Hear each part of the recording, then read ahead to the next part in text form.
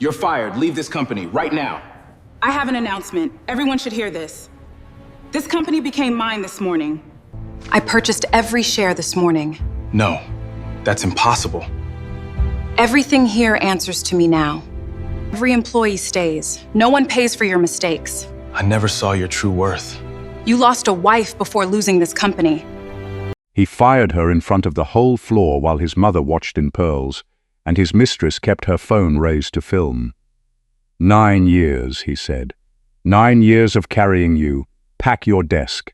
What he didn't know, what none of them knew, was that the woman standing at that plain desk near the back had signed her name across a stack of documents at 6:40 that same morning, and walked out of a lawyer's office the sole owner of everything he believed he'd built. She simply nodded once. One quiet nod, and the room would never be the same again. Welcome to today's story. If you enjoy emotional drama and shocking twists, don't forget to like this video and subscribe for more unforgettable stories. And before we begin, let me know where you're watching from in the comments. But the morning had started ordinary, the way the last morning of everything always does. The tower was glass and steel, 16 floors of it, rising above the interchange on the south side of Atlanta, with the name Whitfield Logistics stamped in gold above the lobby doors. That gold was newer than the trouble hiding behind it. Inside, the company was bleeding out slow, the way a thing bleeds when nobody wants to be the first one to say the word out loud. Trucks sat idle in the yard. Vendors called and weren't called back. Half the desks on the main floor stood bare. The workers who remained whispered about layoffs whenever the boss turned his back, and the boss, Andre Whitfield, had a back that was always turning, always moving, always pointed toward the next thing he hadn't secured yet. That particular morning, the Harland account had gone sideways overnight.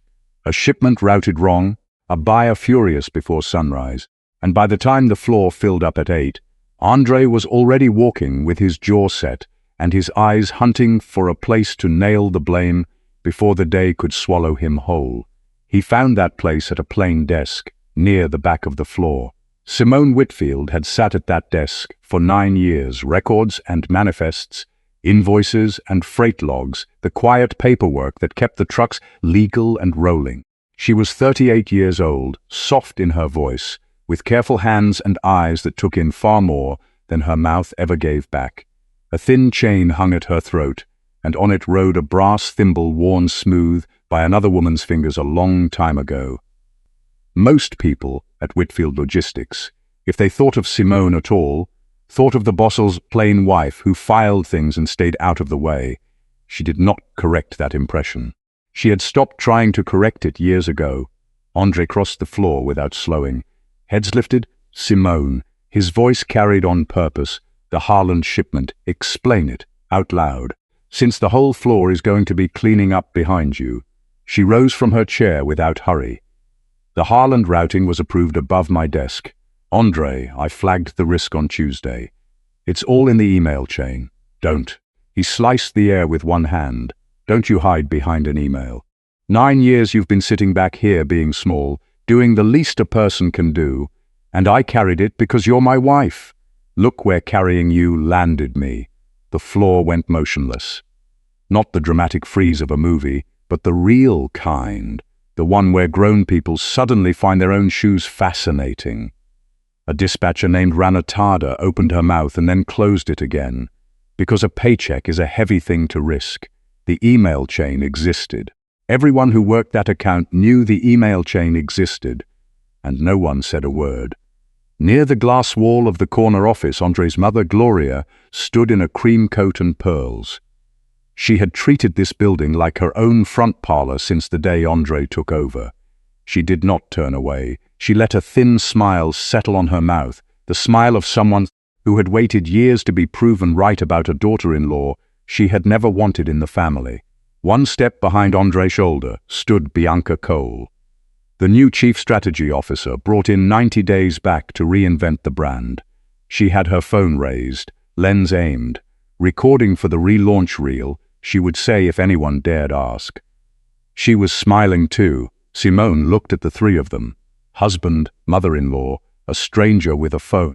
She did not lift her voice. She did not blink toward tears. She said, "Okay." One word, laid flat on the floor between them. Then she sat back down, slid open the bottom drawer of her desk, and moved a folded envelope from it into her bag. A young clerk 2 desks over, a kid named Darnell, caught 2 words printed across the envelope before it vanished from view. Ruth Holdings. He had no idea what it meant. He tucked it into the back of his mind, the way you do when a thing feels heavier than it looks. Simone glanced at her watch. Not the nervous check of a woman afraid of her boss, the measured check of a woman confirming the time of an appointment she had already kept. Then she returned to her freight logs, as though the last 2 minutes had never happened. Andre walked off feeling 10 feet tall. Bianca lowered her phone. Gloria adjusted her pearls, and not one of them understood that the least regarded person in that room had just let them stand in the light and show her one final time exactly who they were. What none of them saw was the steadiness it took to lower herself back into that chair. Simone finished the log in front of her. She squared the edges of the paper the way her grandmother had taught her to square a folded cloth. Then she carried her mug to the break room, rinsed it, set it on the rack, and told the janitor good morning by name. A woman who knows her own value does not need to perform her pain to a crowd. Every step she took across that floor, she took on ground she already owned, and the morning she was having, the one where her husband called her dead weight in front of 40 people, was also the morning she had signed her name on a stack of documents at 640 across town and become the sole legal owner of every truck, every lease, every invoice, and every inch of the tower, with the gold letters above the door. But that part of the story belongs to the afternoon. First, the morning has to finish doing what mornings do, carrying you forward, whether you asked it to or not. Darnell sat at his desk and stared at the freight log on his screen and thought about those 2 words on the envelope. Ruth Holdings, he had no frame for it. He set it aside. He would understand it before the day was done. A woman does not get that calm on the outside without a long and heavy story on the inside. So the story steps back now, far from any tower of glass, to a place where the sidewalks were dirt and the front porches leaned a little to the left, and the sound of someone's sewing machine ran through the evenings like a second heartbeat. Simone grew up in a farm town in rural Georgia, in a home that leaned slightly to the left under the patient hand of her grandmother, Ruth. Her own mother had gone north when Simone was young, mailed birthday cards for a few years, then mailed nothing at all. Ruth never spoke a bad word about the woman. Ruth only tied an apron around the child's waist and said, "Come here, baby. Let me show you how to make something good out of whatever is left over." That was the whole faith of that home. Make something out of what's left. Ruth took in mending. She cooked for funerals and for weddings both. Sometimes in the very same weekend, her hands were never idle, and they were never grasping either. She did not overcharge, and she did not undercharge, and she did not particularly care what anyone thought about that. One afternoon, when Simone was 7 years old, a man came to collect a suit Ruth had altered for him. He tried to hand her half the price they'd agreed on, grinning like she should be grateful just to be doing business with him. Simone watched from the doorway. Ruth set the suit calmly back on the table, folded her arms. "Then it stays here till you find the rest," Ruth said. "Easy as weather," the man blustered. Ruth did not move an inch. He came back the next day with the full amount and did not look Ruth in the eye when he paid it. After he left, Ruth knelt down to the girl's level and held Simone's gaze. "Remember what you just saw. A person will pay you exactly what you let them. Never let it be less than the work was worth." That lesson went in deep, the way things go in when you are young enough to still be made of clay. Ruth sewed with a brass thimble so old, the letters stamped on its band had rubbed clean off.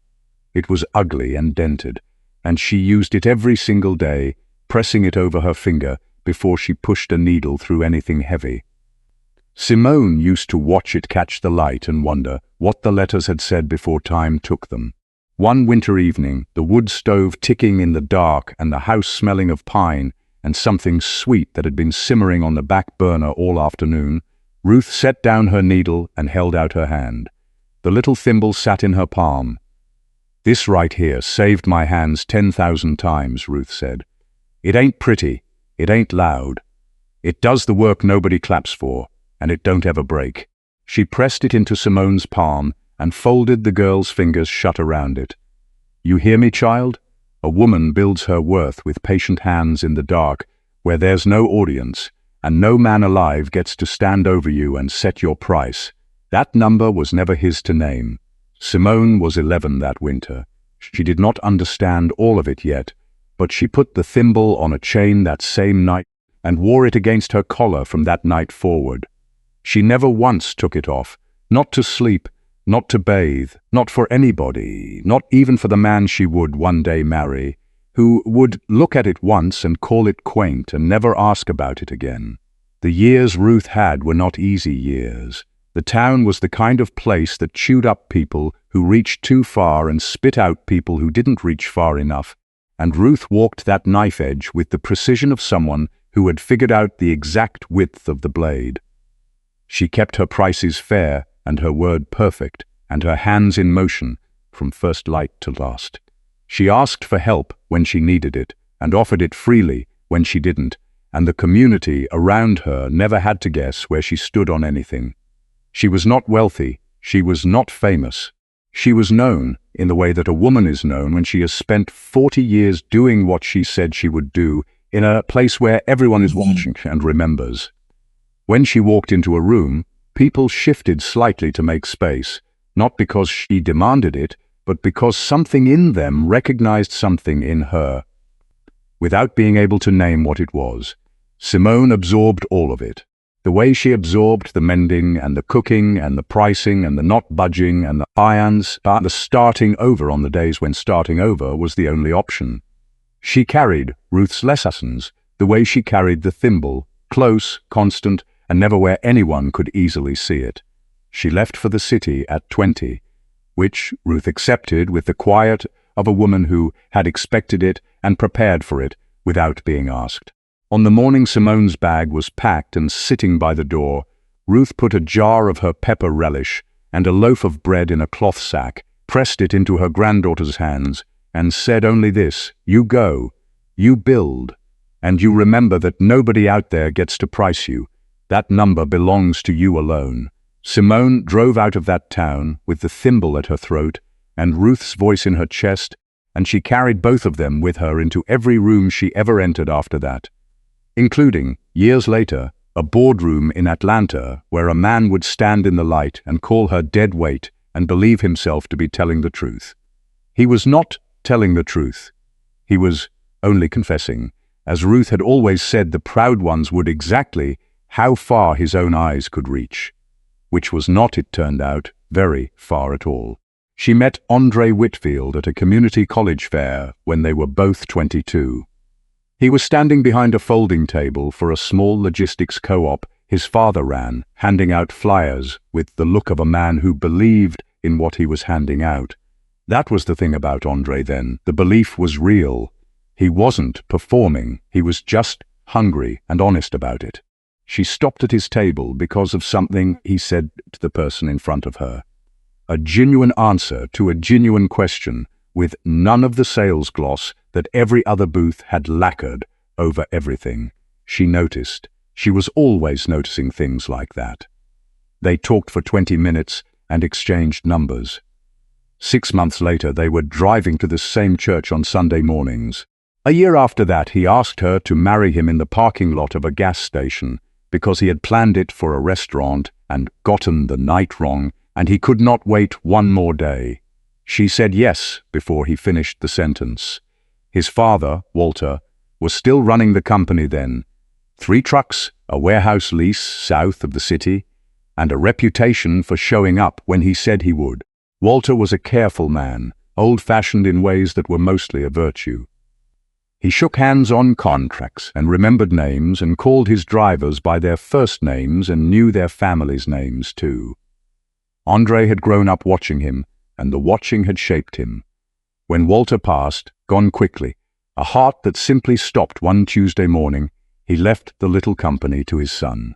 Andre stood at the graveside, and Simone stood beside him, and she watched. Something behind his eyes. Not grief only. Something harder than grief. Something that looked to her like a man picking up a weight he was not sure he was strong enough to carry, and deciding he would carry it anyway, whatever it took. She didn't say anything about it. She just drove them home and made dinner, and sat with him at the table until he was ready to talk. In the early years of his ownership, she did the books by hand. She took a low clerk's job at the company so the payroll could stretch one more week. She called the vendors when he forgot and smoothed the conversations he walked away from too sharply, and remembered the names of the drivers' families because Walter had, and it mattered. She folded her own ambitions down and slid them into a drawer so his could have every ounce of the light available. She told him her dream once. Exactly once. It was their second anniversary, and they were at a kitchen table that was not yet the scarred one it would become, and the evening was good. And she said it out loud, the way you say something you've been carrying for a long time in a moment when the carrying feels worth sharing. She wanted a real storefront. Her grandmother's name painted on the window. Tables where people could sit and eat and stay a while. She said it simply, without apology, the way Ruth had taught her to say what she meant. Andre kissed her knuckles and said, "One day, baby, when the company's steady." The company was never steady. And so the dream went into the drawer with the good silver, and she stopped bringing it up, and she built the storefront in her head instead, brick by brick, a place where no one could tell her to wait her turn. The growth was real in those early years. More trucks, better contracts, a second warehouse, new accounts, and with the growth came a version of Andre she had not met before. He learned how to dress for certain rooms. He learned which restaurants meant something to which people. He learned to carry himself differently in the company of people who had more than he did, and the carrying became habitual, became natural, she saw it happen, slowly, season by season, his actual self. The changes were not dramatic, they were accumulative, the way the ocean shapes a cliff face. No single wave does the work, but after enough of them, the shape of the thing is entirely different. He stopped taking her to certain events because she didn't dress the way those rooms expected. He stopped defending her in front of his mother's comments because the comments had become so frequent, responding to each one had gotten exhausting. He stopped looking her in the eye when he spoke to her the way you stop noticing furniture you see every day. None of this was chosen exactly. It was drifted into, which is sometimes worse. There was a night, 2 years before the end of things, when a national grocery buyer flew into Atlanta, specifically to meet about Ruth's table.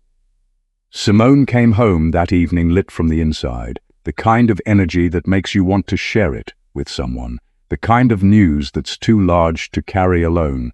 She found Andre at the kitchen table behind his laptop, his face tight with whatever he was chasing on the screen. She said a big account had finally come through. He said, without lifting his eyes, That's good, baby. I've got real numbers to figure out tonight." Real numbers. She stood in the doorway for a moment. Then she went back to her desk and wrote the buyer back herself alone and confirmed the meeting. She stopped bringing him her good news after that. A person can only knock on a girl's door so many times since before the knocking starts to feel like something worse than silence. She noticed the change in herself. She began keeping things, not hiding them out of deception, but protecting them the way you protect anything that has value from a place where the value wouldn't be recognized.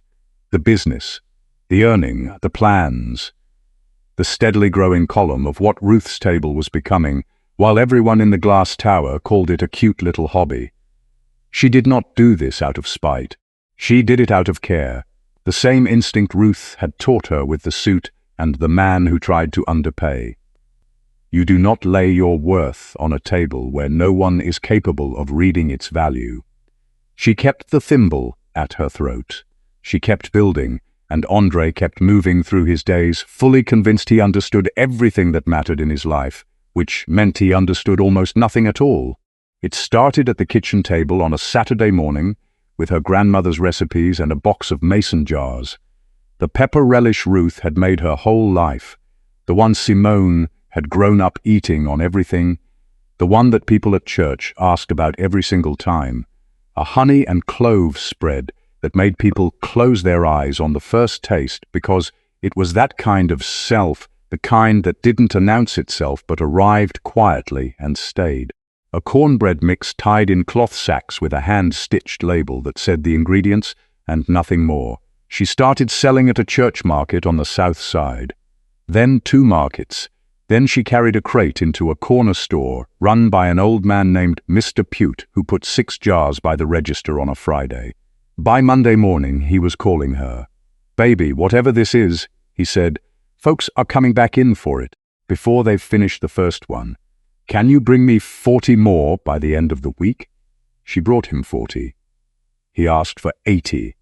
She named company Ruth's table after the woman whose hands had built the recipes and after the worn wooden surface in that leaning Georgia home where all of it had been learned. She registered the name, filed the paperwork, set up a separate account under her maiden name. Andre saw the labels stacked on the counter one evening and laughed, in the easy, affectionate way of a man who is not paying attention. "That's cute, baby," he said. "Little hobby of yours." He was already looking at his phone when he said it. He never asked about it again. She let it go. She always let it go. Not because she accepted his dismissal, but because she understood, from long experience with Ruth and with difficult men, and with the particular kind of market that rewards patience over announcement, that you do not build a thing by explaining it to people who are not yet capable of understanding it. You build it. Then the thing speaks. Ruth's table spoke. A regional grocery chain signed her after a single tasting. The buyer said she'd been doing this long enough to know in the first bite whether something had legs, and Ruth's table had more than legs. It had roots.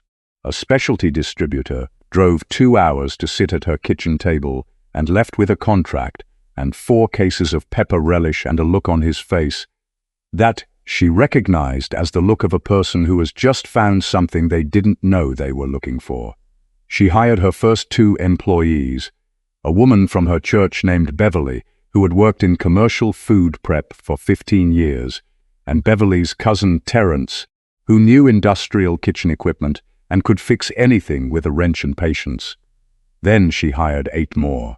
Then a full kitchen crew that ran 6 days a week out of a leased commercial space on the east side of the city. She never moved the books. She kept them in her head first, and then in a ledger at home, the same kind of ledger Ruth had used. She knew every dollar in and every dollar out. She knew the margins and the seasonal variations and the reorder cycles and which distributors paid on time and which ones needed 2 calls. She knew the business the way you know a thing when you built it from the ground up with your own hands and your own grandmother's name on the label.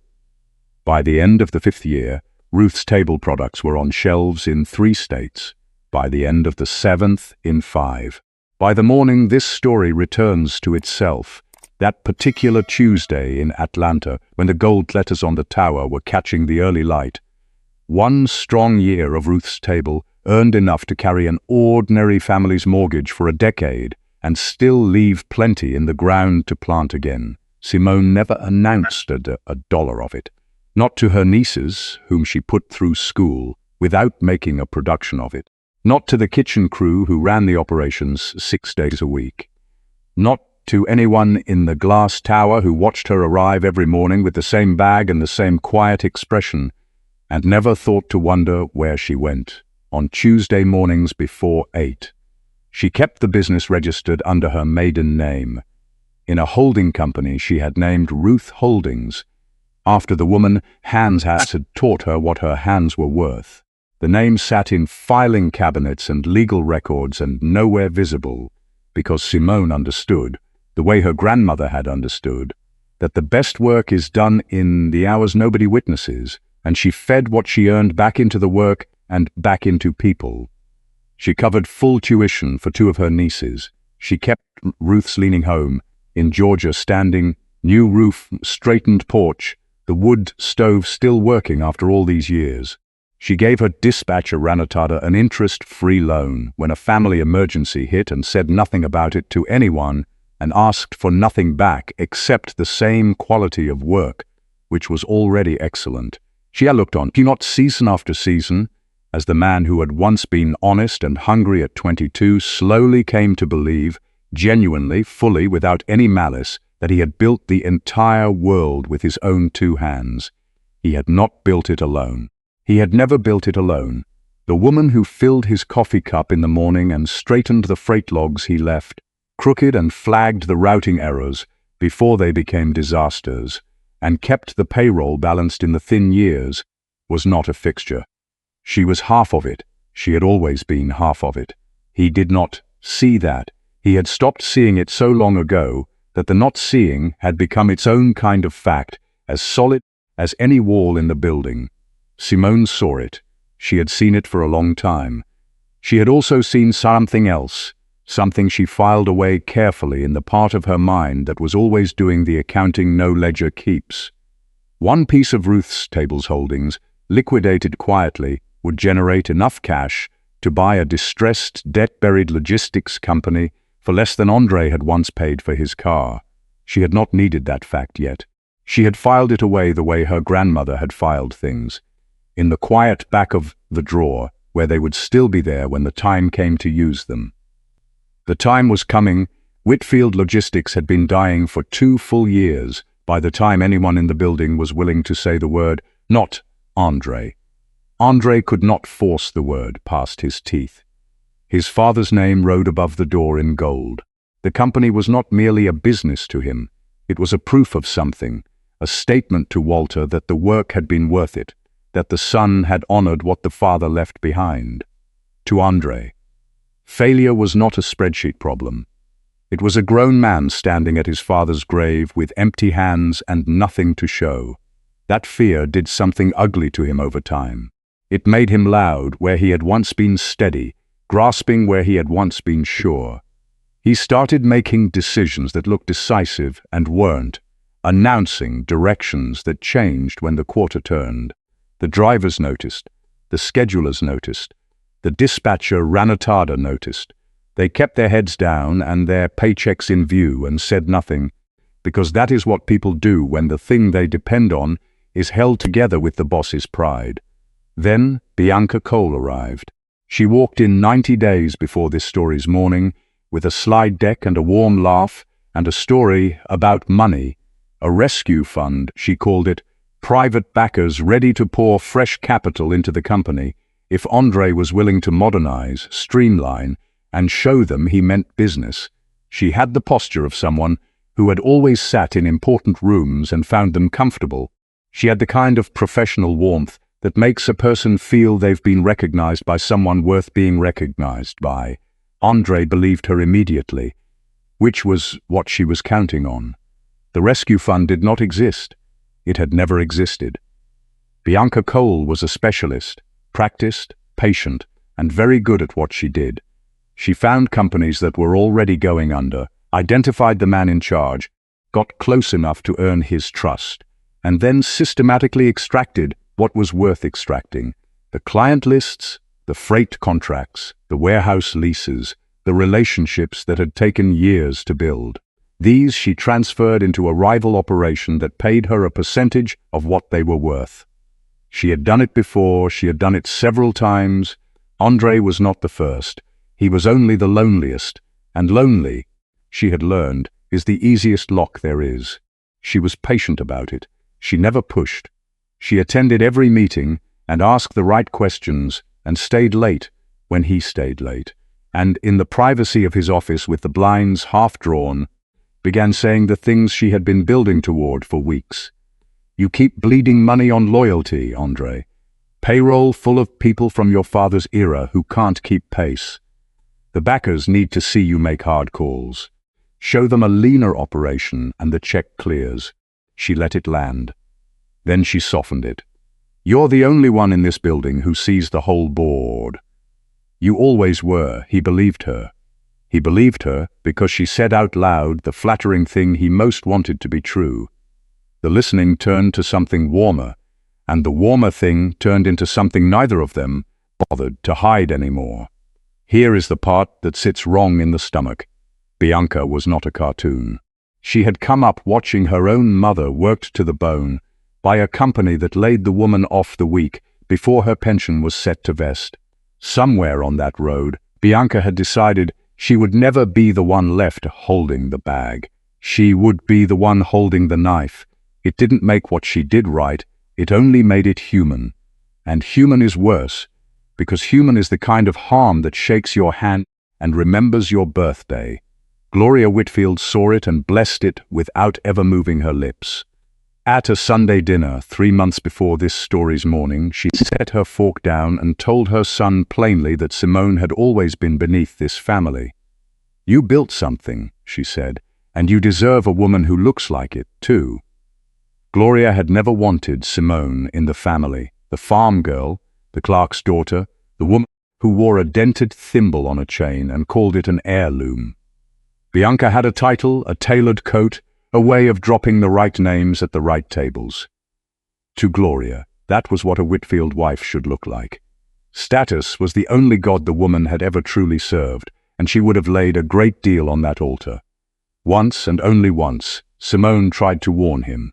She had read the filings for the rival firm Bianca kept praising, and the figures didn't add up to any rescue. She set a folder beside his plate one evening and said, gently, that whoever these backers were, they couldn't put in what Bianca was promising, and would he please slow down and read it.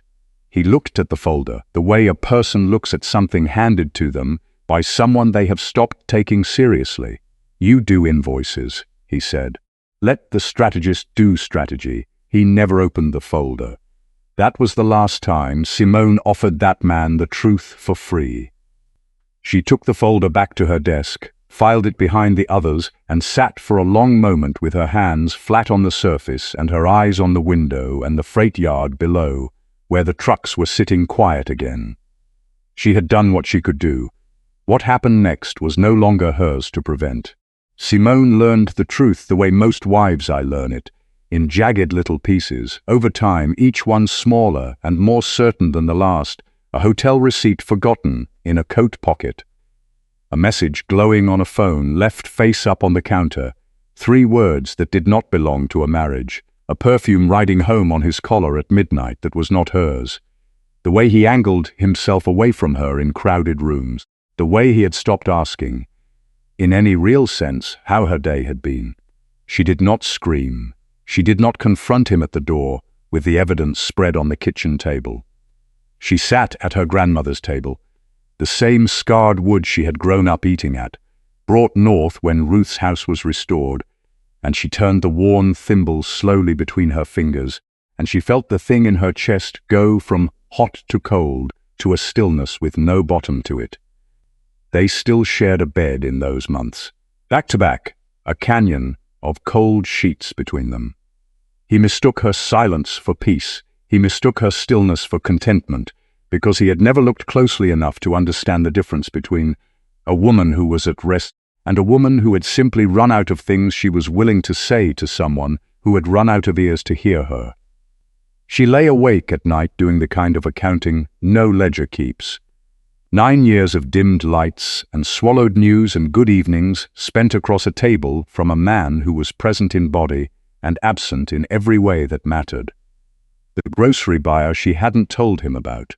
The first time Ruth's Eastboard showed up in a regional publication, and she read the article alone in her car because she already knew what would happen if she showed it to him.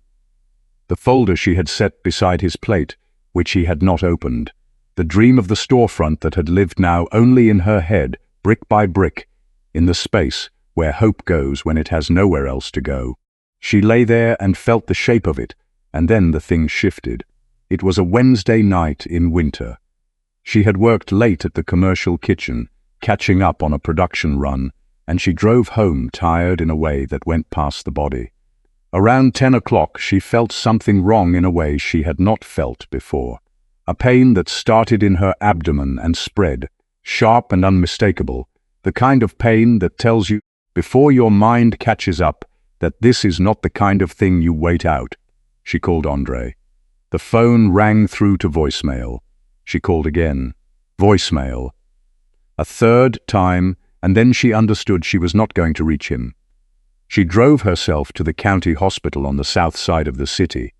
She parked, walked herself through the emergency entrance, and told the admitting nurse what was happening.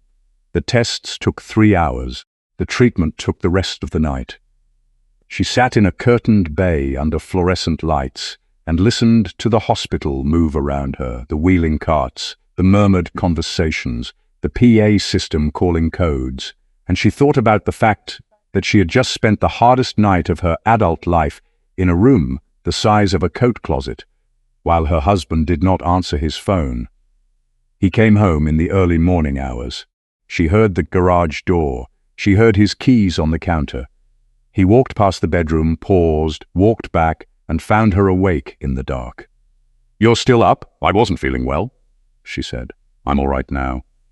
He said good and changed his clothes and was asleep in minutes.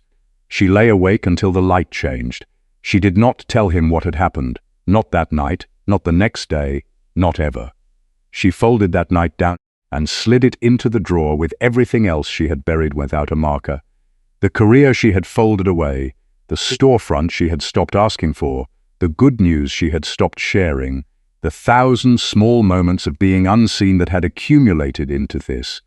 That was the line she could not cross back over. Not the hotel receipt, not the perfume.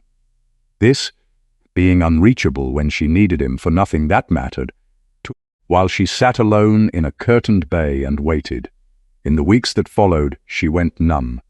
She drifted through her days the way a person moves underwater, present, functioning, the freight logs still done by 5, the meals still cooked, the shirts still pressed, but something behind her eyes had gone very quiet. She stopped crossing off the days on the calendar by the refrigerator.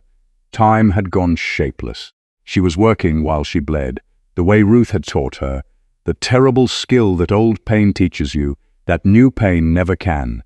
Then one night the numbness lifted, the way a fog lifts, not all at once, but in a clearing, section by section, until she could see all the way to the tree line. She got up. She went to the kitchen. She opened her laptop at the table where she had learned to cook and learned to make something out of what was left, and she pulled 2 years of Whitfield Logistics financial filings onto the screen. The debts, the liens, the slow, systematic collapse that she had been reading in fragments for months from her desk at this back of the floor. She read all of it now, every number, every creditor, every lien, the whole shape of what the company actually was, beneath the gold letters and the glass and the pressed suits and the performance of a man who believed he was still steering when he had long since lost the wheel. She saw what his pride had kept him from seeing. The firm was not merely sick, it was for sale, to anyone willing to shoulder its debt, and almost no one was willing. The debt was significant and the operations were a mess, and the reputation had frayed at the edges, and the kind of buyers who looked at distressed assets looked at this one and moved on. Simone stared at the numbers for a long time. Then she picked up her phone and dialed a number she had been keeping in the back of her mind for longer than she could say. A lawyer who handled the buying of broken things. "Set the meeting," she said into the phone. "Bring the papers, and bring the notary." She set the phone down. For the first time in weeks, she slept all the way through the night. In the weeks that followed, she moved like a woman with nothing left to prove and nowhere she needed to rush.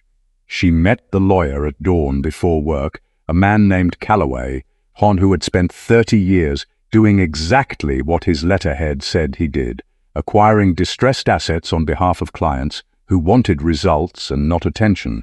He was methodical. He asked good questions.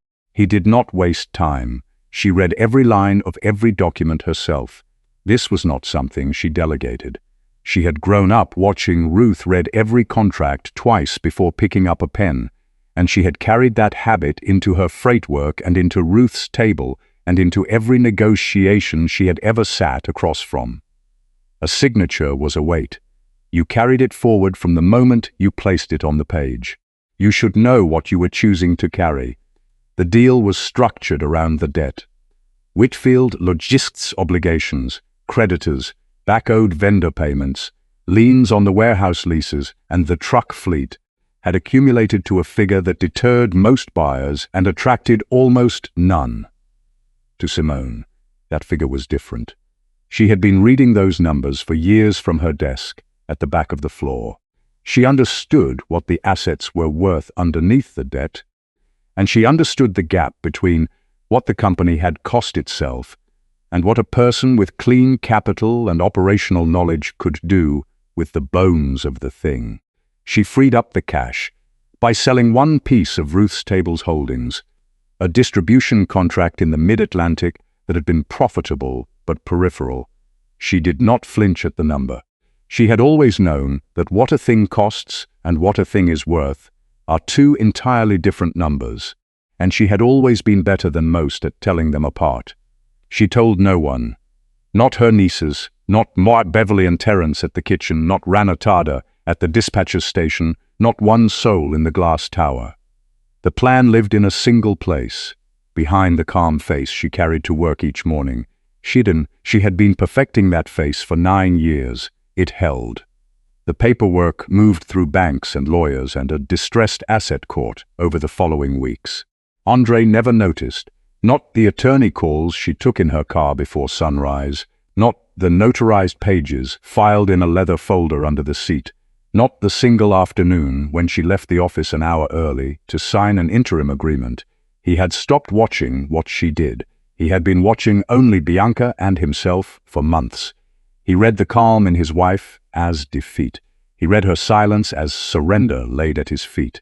He had it precisely backward, which is the exact mistake proud men make in the last hour before the floor gives way beneath them. The morning it all closed was a Tuesday. Simone drove across town before sunrise, parked in the attorney's lot, and rode the elevator to the 4th floor, where Calloway's firm occupied a suite with the kind of understated permanence that said money had been made here for a long time and would continue to be made here quietly. The conference table was wide and polished. A notary sat at one end with her seal and a stamp, and the focused patience of someone who has witnessed many things and learned not to perform any reaction to them. Calloway set the document in front of her. Mrs. Whitfield, once this signature is notarized and the court filing is timestamped, Whitfield Logistics officially transfers to Ruth Holdings LLC. There is no appeal period on the distressed asset provision. Ownership becomes effective immediately. She read every page, every line of every page. This took 35 minutes, during which Calloway sat with his hands folded and the notary sat with her pen ready, and neither of them made a sound to hurry her. When she was done, she picked up the pen. She signed without hesitation. The notary pressed the seal into the paper with a firm, dry click. "Congratulations, Mrs. Whitfield. As of 6:40 this morning, Ruth Holdings LLC is the legal owner of Whitfield Logistics." Simone looked at the page for a moment. The signature was clean. The seal was sharp. The words were final. "Thank you," I shook Calloway's hand and walked back down the elevator. She had bought the trucks, the leases, the tower with the gold letters, every bolt of the operation out of its own debt for a figure so slight it would have shamed the family to hear it read aloud. Less than what Andre had once put down on the house the two of them used to share. A drowning company buried in what it owes is almost nothing, and Simone had learned, at a scarred kitchen table in rural Georgia, how to make something out of what was left.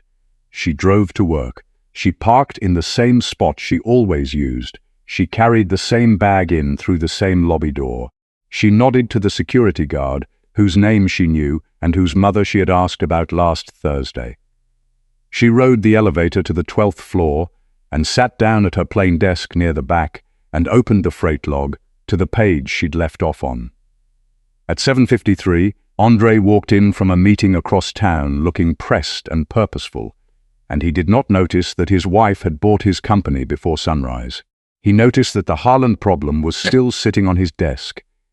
He noticed that Bianca had texted him twice. He noticed his own reflection in the glass partition as he passed it. He did not notice Simone. She had let her husband humiliate her over the Holland account in front of the whole floor that morning.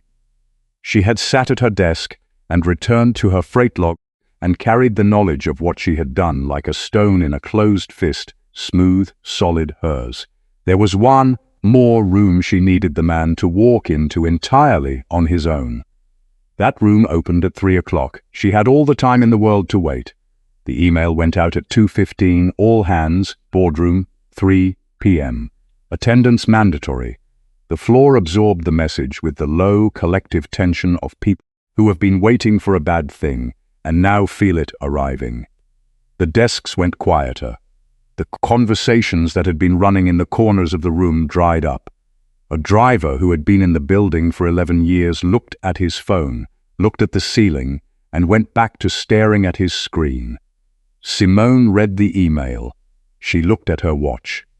Then she went back to the document in front of her and finished what she was doing. Before she closed the folder, straightened the edges, and set it precisely on the stack where it belonged. At 2:55, people began moving toward the boardroom. It was the big one, the one with the long glass table and the wall of windows staring out over the city. The table seated 12 comfortably. For all hands it was standing room, and so people lined the walls and the back, arranging themselves the way people arrange themselves in rooms where something is about to happen, and they do not know exactly what. Gloria Whitfield was already seated near the front.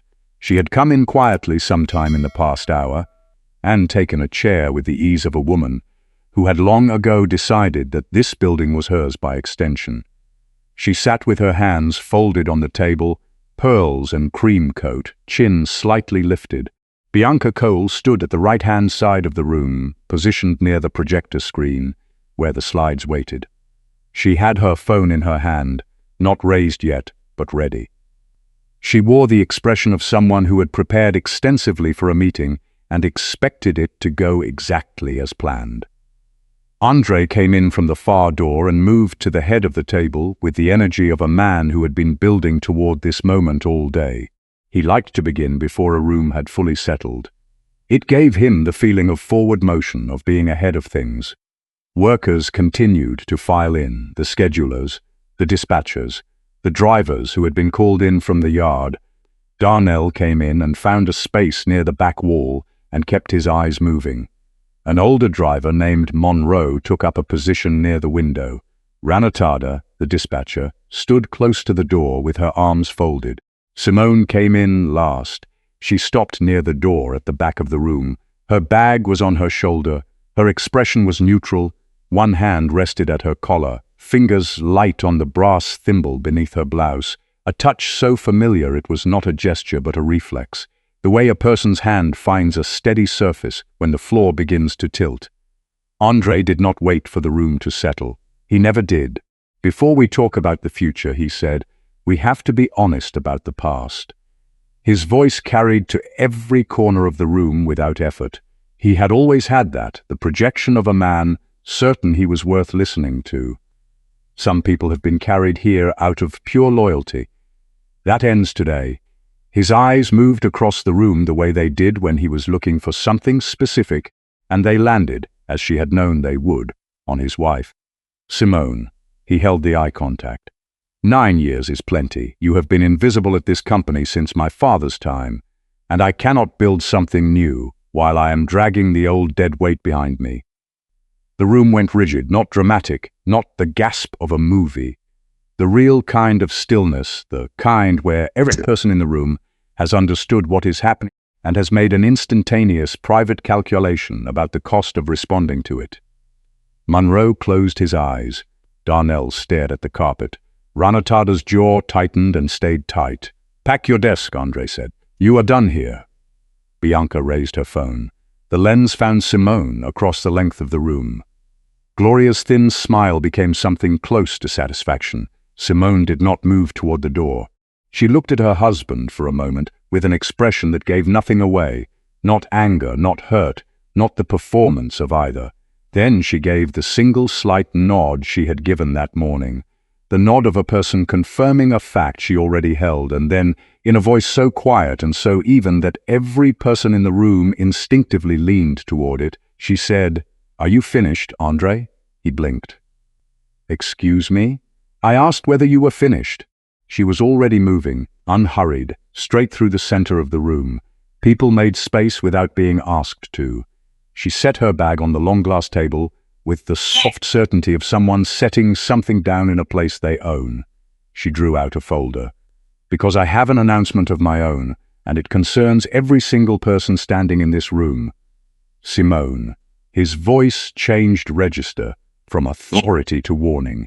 "This is not the time or the place. Sit down." He turned toward the glass wall.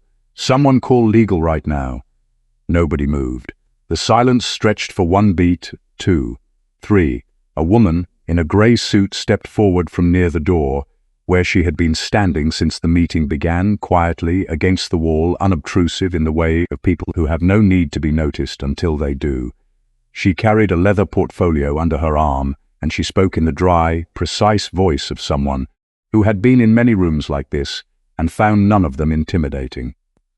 "Mr. Whitfield, your legal department received formal notice 23 minutes ago. Outside counsel has already acknowledged the transfer." She opened the portfolio.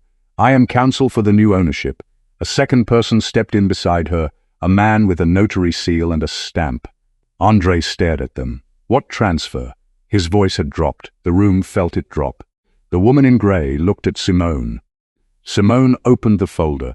She placed a single page flat on the glass table in the afternoon light, where every person standing close enough could see it clearly. A document, a seal, a signature in clean, deliberate ink. She lifted her eyes, and for the first time that entire day, she let the room see what was behind them. "This morning at 6:40, she said, "the ownership of Whitfield Logistics transferred in full." The room waited. "The debt was purchased," Simone said. "The equity was purchased. The tower, the yard, the fleet, the freight contracts. Every piece of paper in this building now belongs to a holding company." She looked along the table, at the faces lining the walls, at the people who had shown up to this meeting, not knowing what kind of morning their boss had given his wife and what his wife had given it back. Ruth's table built that holding company one jar at a time over 9 years. She said, while every person in this building called it a cute little hobby, the room made a sound it had not made before. Not fear's hush. Something sharper. The involuntary intake of 40 people feeling the ground shift under their shoes simultaneously. The sound you make when a thing you thought you understood is suddenly, completely, and irreversibly different. The holding company is named Ruth Holdings. Simone's voice had not changed in pitch or pace. "I own Ruth Holdings," which means, Andre, as of this morning, I own you. Andre's mouth opened. It produced nothing. His hand drifted up toward his wrist. The watch there, the expensive one, the one he'd touched when he needed to feel solid, and the gesture was so helpless, so unconscious, that it told the room the rest before she had to. The punchline landed without a word, that the woman he had called dead weight that morning owned the floor he was standing on.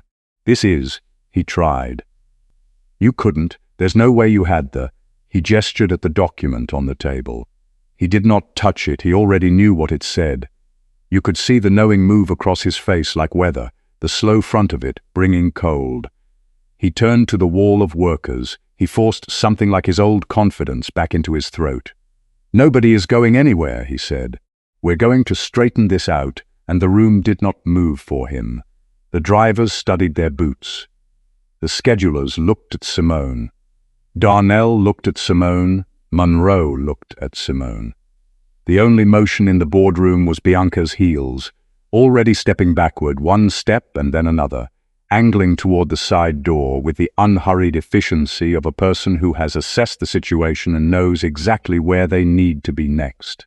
Andre had spent years believing that the loyalty in this building belonged to him.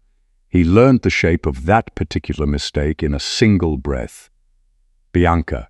Gloria found her voice, the mother's voice, the voice of a woman accustomed to being the one who reoriented things. "Bianca, stay where you are." But Bianca was already at the door.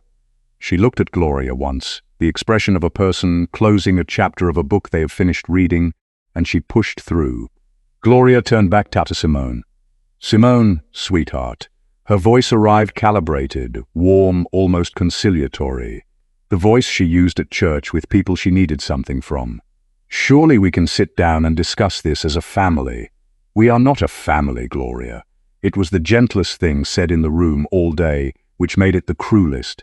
"We stopped being one the night I drove myself to a county hospital on the south side because your son didn't answer his phone." Simone held the woman's gaze without effort.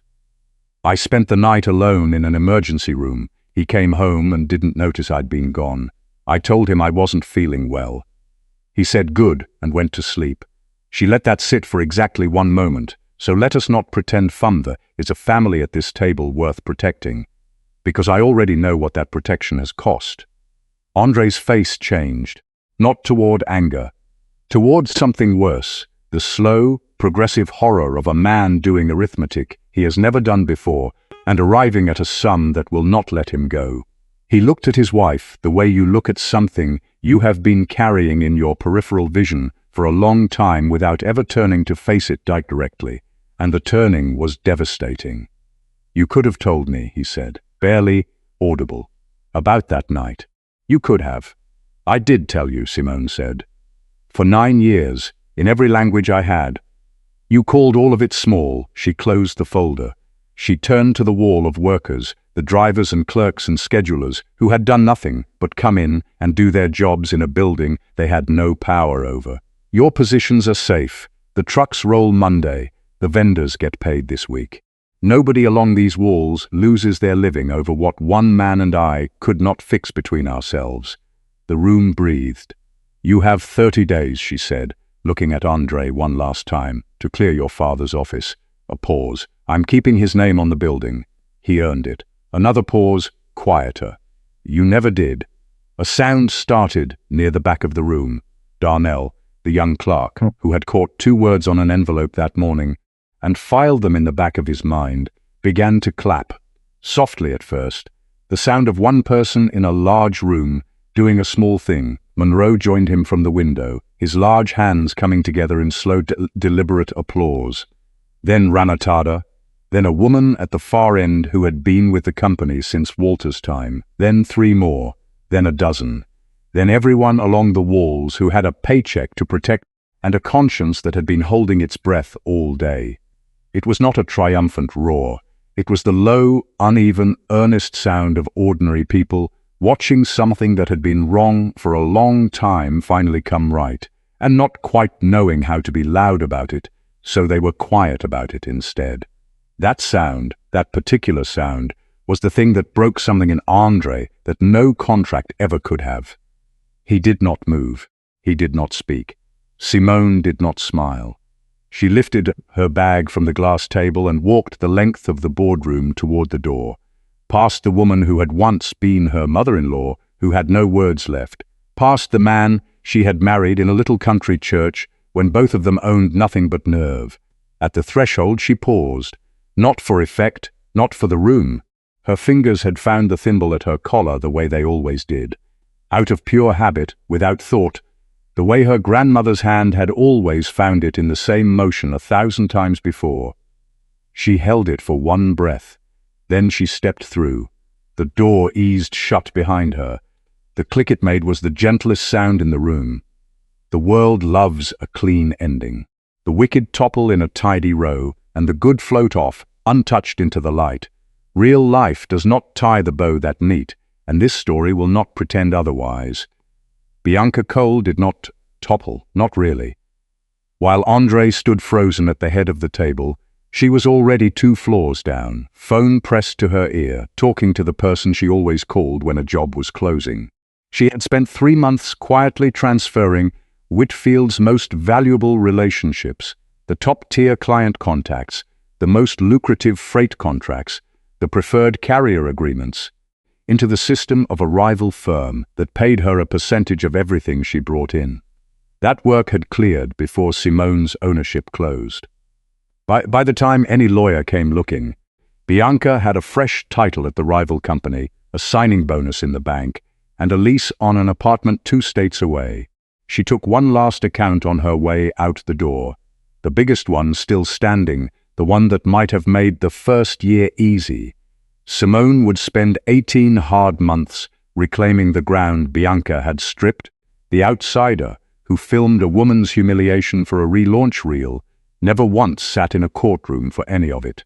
Sometimes the smoothest hands are exactly the ones the law can never quite close around. Simone made her peace with that hard math early.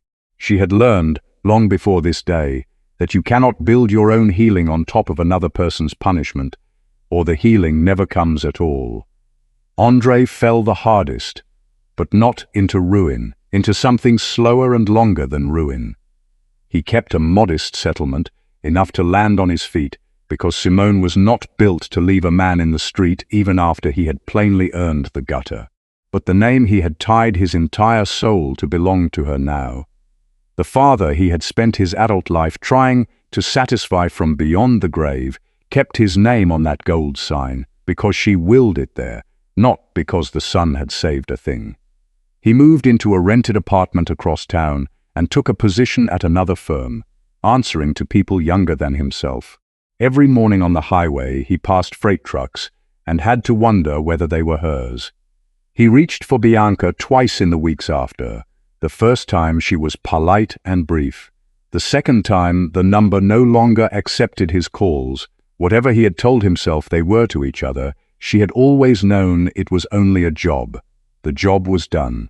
The cruelest sentence a proud man can serve is not losing it all at once. It is being left just enough to spend the rest of his days doing the math on everything he threw away. Gloria fell in the one place she had built her entire life, her standing among people whose regard she had made her reason for living. The story moved through her church and her clubs the way those stories always travel, faster than any truth and twice as far, and it did not travel gently for the woman who had smiled while her son fired his wife off the payroll. The invitations thinned. The pearls stayed in the velvet drawer. She attended a gala she had co-chaired for 10 years running and found her name nowhere on the program. She left before dessert. On the drive home, she passed the tower with the gold letters glowing above the doors, and she understood at last, fully, finally, that they glowed there only by the grace of the very woman she had looked past while her son did his worst. Status had been the only god she ever truly served. And that God, it turns out, does not keep the faithful once the name has walked out the door. And Simone stepped out of that boardroom the owner of everything she stood upon, and she was not untouched. She carried a scar out of that tower that no deed could ever mend.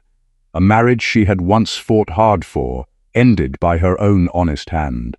A night in a county hospital carried alone for years, finally spoken aloud in the light. Winning did not hand her back the man from the college fair, honest and hungry at 22. It handed her the truth and her grandmother's name above the door, and a clean, aching kind of freedom.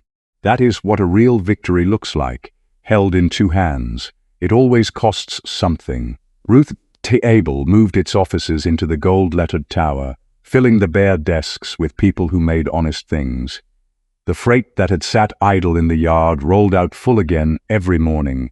She kept every worker who wanted to stay, hired back to the old regime had cut loose before her time, and raised Ranatada, the dispatcher, who had opened her mouth to speak up that morning and then closed it again into a manager's chair. She did not move into the corner office behind the glass wall.